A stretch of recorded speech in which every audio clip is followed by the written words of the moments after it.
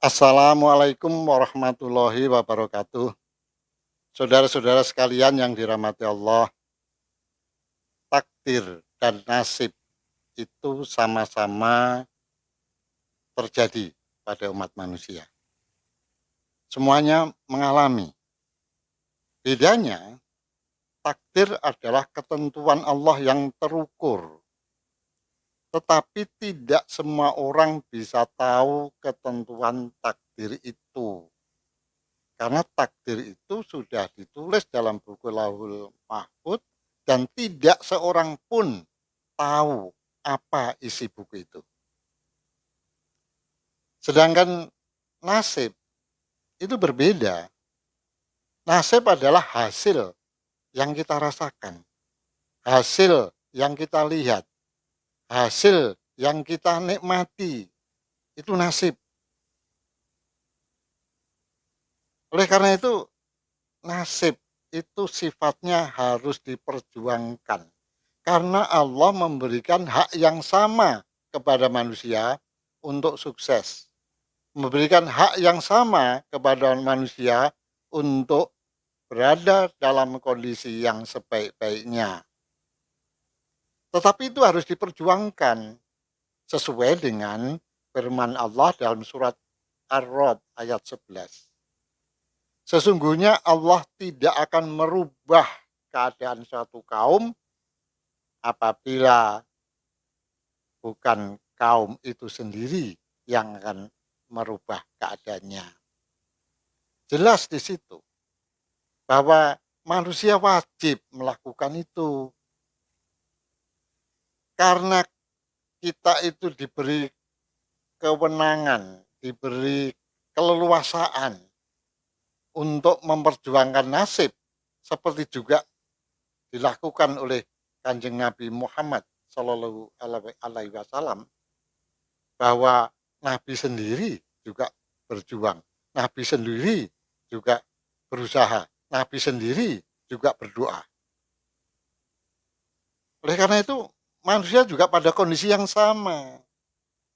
Karena itu hak yang sama dan itu manusia bisa memilih, maka konsekuensinya adalah kalau kita memilih dengan benar, kita akan mendapatkan hasil yang baik.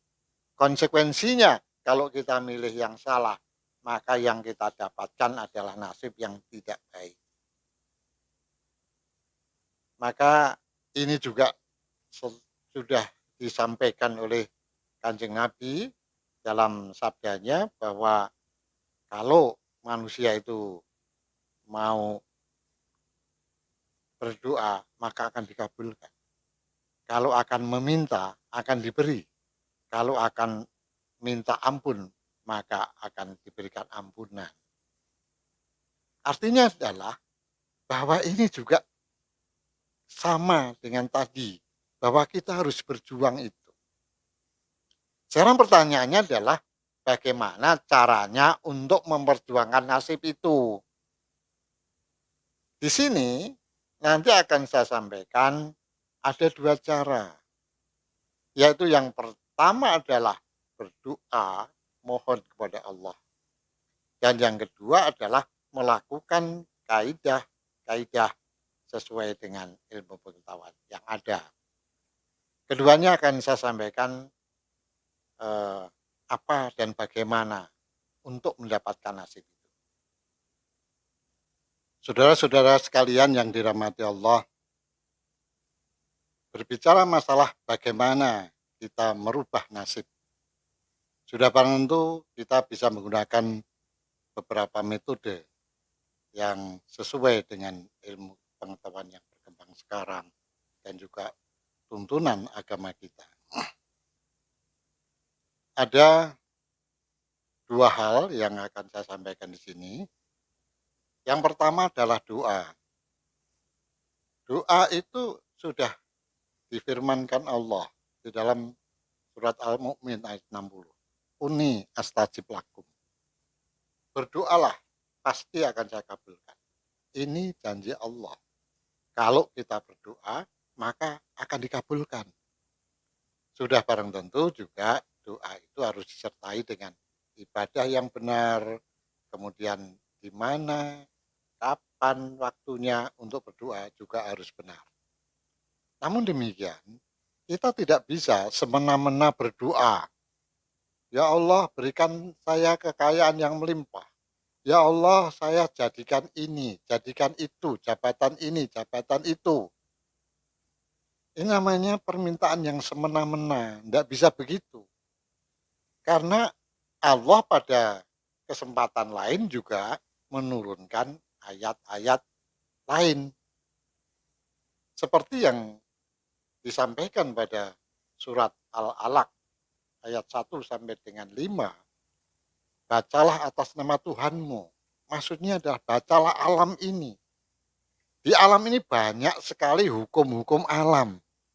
Dan itu akan berkait dengan disiplin ilmu apa saja. Apakah itu di kedokteran, pertanian, kehutanan, geografi, psikologi, dan sebagainya. Semuanya ada hukum-hukum alam. Dan itu juga akan menyangkut pada kita juga. Oleh karena itu kita juga harus ikuti. Kalau kita terapkan doa kita, ya yang lain-lain itu ayat tadi yang lain juga kita harus perhatikan. Ayat tadi itu merupakan tonggak ilmu pengetahuan sampai saat ini bahwa kita harus mempelajari hukum-hukum alam. Oleh karena itu juga dikuatkan dalam hadis bahwa kita harus belajar sampai negeri Cina. Maksudnya adalah kita harus belajar, belajar, dan belajar. Sebagai contoh misalnya, kalau kita ingin mempunyai produksi padi yang baik apabila kita menanam padi, maka kita juga harus menyiapkan diri untuk bagaimana menyiapkan bibit yang baik, menyiapkan pupuk yang baik, menyiapkan pengairan yang baik, menyiapkan pasca panen yang baik. Ini ilmu-ilmu yang harus kita pelajari kalau kita akan meningkatkan produksi padi kita. Sudah barang tentu hasil nantinya itu kita serahkan kepada Allah. Itu hak prerogatif Allah Subhanahu wa taala. Itu kewenangan Allah. Itu doa kita setelah apa yang menjadi kewenangan kita, apa yang menjadi tugas kita itu diselesaikan. Tugas kita ada di proses, bukan ada di hasil. Ini salah satu, saudara-saudara sekalian, kalau kita akan merubah nasib. Saudara-saudara sekalian yang dirahmati Allah, metode yang kedua atau cara yang kedua yaitu kalau kita menggunakan kaidah main teknologi itu disebut sebagai hukum kebiasaan. Tetapi kalau kita menggunakan Neuro Language Programming atau NLP, kita menggunakan perencanaan WFO. Saya akan bahas satu persatu. Kalau kita menggunakan hukum kebiasaan, kita harus mulai dengan apa yang kita pikirkan, apa yang kita ucapkan. Itu akan merupakan sikap dan tindakan kita. Jadi kalau pikiran, ucapan itu selalu kita sampaikan. Itu akan menjadi sikap dan tindakan kita kemudian. Kalau itu akan berlanjut terus, maka kumpulan sikap dan tindakan ini akan menjadi kebiasaan. Kalau dalam kaitannya dengan nasib, maka kalau kita menggunakan sikap dan tindakan yang baik, yang berasal dari pikiran dan ucapan baik, maka lama-lama itu akan menjadi kebiasaan yang baik. Kebiasaan baik itu artinya kita mengedukasi pikiran bawah sadar kita. Dan pikiran bawah sadar kita akan berusaha untuk memenuhi apa yang kita pikirkan, apa yang kita ucapkan, dan apa kemudian yang menjadi kebiasaan kita. Oleh karena itu, bagaimana sekarang kita membangun kebiasaan yang baik supaya ini akan mengedukasi pikiran bawah kita selalu mengingatkan, mengeluarkan apa yang kita maksudkan. Sehingga kalau saja kita berpikir yang tidak baik, kebiasaan yang tidak baik, ya pasti hasilnya nanti tidak mungkin akan merubah nasib kita. Saudara-saudara sekalian, lalu apa yang harus dilakukan dengan membangun kebiasaan ini? Yang pertama sudah barang tentu setiap bangun tidur kita harus bersyukur, kita tersenyum, kemudian kita merencanakan sesuatu. Rencana itu bisa harian, bisa mingguan, atau bulanan, apapun satuan waktu yang kita buat. Kita akan merencanakan sesuatu, apa yang akan kita inginkan, apa yang akan kita lakukan, dengan cara apa tujuan itu akan kita capai. Ini merupakan kebiasaan setiap hari yang harus kita ucapkan. Apakah itu merupakan rencana harian, rencana mingguan, atau rencana bulanan, dan seterusnya. Ini harus selalu kita sampaikan, kita ucapkan. Tiap hari kita mulai dengan bersyukur, tersenyum, dan kita akan merencanakan sesuatu. Apa yang akan kita capai, dengan cara apa kita capai, tahapannya seperti apa. Itu kita sampaikan terus, kita ucapkan terus, kita ucapkan. Kalau dalam konteks NLP itu disebut WFO, itu lebih spesifik. WFO adalah well formed outcome. Itu perencanaan yang lebih spesifik. Karena di dalam kita merencanakan sesuatu, kita harus membuat rencana yang jelas, spesifik, kontekstual. Apa sebenarnya yang akan kita tuju? Dari mulai yang paling sederhana, misalnya kita siang ini saya merencanakan akan makan sate. Ya nanti itu akan terulang, terpikir terus, dan akhirnya dibantu pikiran bawah sadar mewujudkannya ke sana. Harus kontekstual, harus spesifik. Kalau mingguan juga spesifik, bulanan spesifik, tahunan juga spesifik apa yang kita rencanakan. Kemudian yang kedua adalah setiap rencana itu hendaknya ditulis. Saya tekankan di sini, ditulis, ditulis, ditulis, dan ditulis dengan kalimat-kalimat yang positif.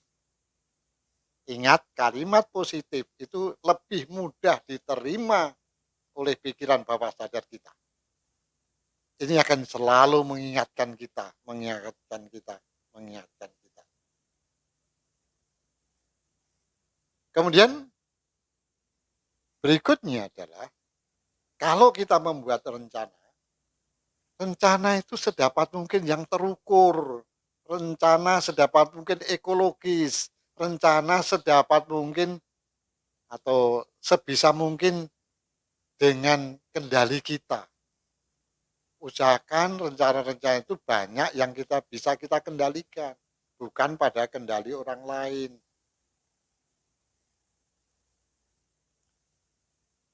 Kemudian selanjutnya adalah kalau kita sudah merencanakan, kita mulai tahapannya melakukan sesuatu. Actionnya apa?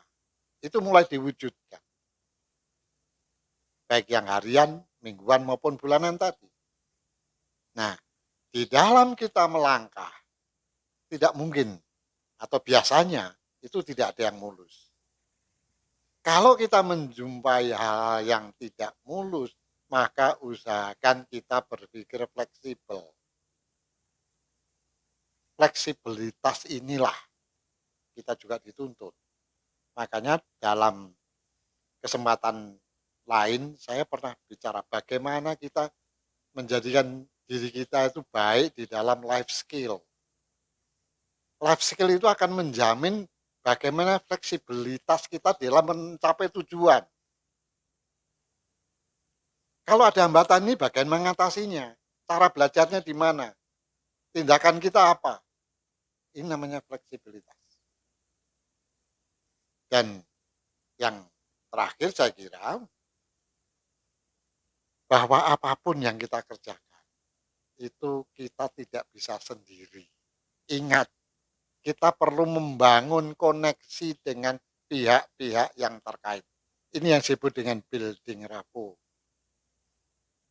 Dan pada umumnya di dalam NLP itu sering dikatakan bahwa kelemahan, ketidaksempurnaan dalam rencana pada umumnya disebabkan karena kurangnya building rapport, kurangnya menjalin koneksi kepada pihak yang terkait. Sudah barang tentu Anda ada metode tersendiri untuk bagaimana building rapport tadi. Ibu bapak sekalian, inilah contoh yang kedua, baik itu berbasis main teknologi maupun NLP. Hanya saja di sini juga perlu saya ingatkan bahwa metode ini itu sering tidak related, tidak berbanding lurus dengan pendidikan kita. Mohon maaf ini bagi kelompok para pendidik, ada kalanya pendidikan itu juga tidak terlalu berbanding lurus. Kalau pendidikannya tinggi mesti nasibnya akan lebih baik dari pendidikannya rendah. Ternyata banyak yang tidak sejalan juga. Saya tidak mengatakan pendidikan tidak penting, saya tidak mengatakan begitu. Tapi banyak contoh-contoh bahwa kesuksesan seseorang itu tidak harus berbanding lurus dengan pendidikan. Banyak contoh di antara kita, tokoh-tokoh kita, almarhum Bapak Sadino, Ibu Susi Pujiastuti, Saudara Andi F. Noya, yang presenter itu. Beliau-beliau itu orang pintar, orang cerdas, tetapi tidak related dengan pendidikan. Oleh karena itu, saya kira dengan keyakinan terhadap kebiasaan, keyakinan terhadap NLP dengan WFO tadi, ini merupakan satu jalan pintas. Mengapa saya katakan bahwa kita atau tadi saya katakan bahwa ada contoh-contoh bahwa tokoh-tokoh itu bisa berhasil sukses, nasibnya baik sekali, yang tidak selalu berhubungan dengan pendidikan tinggi, karena di dalam preposisi salah satunya di NLP itu mengatakan begini, bahwa kalau orang lain bisa melakukan sesuatu, maka saya juga akan bisa melakukan sesuatu itu apabila tahu caranya. Jadi kuncinya di sini itu sebenarnya semua bisa melakukan. Kalau orang lain bisa, kenapa kita tidak bisa? Yang penting caranya. Saudara-saudara sekalian yang dirahmati Allah, ini saja yang bisa saya sampaikan. Mudah-mudahan ada manfaatnya dan kita bisa meningkatkan nasib kita yang jauh lebih baik.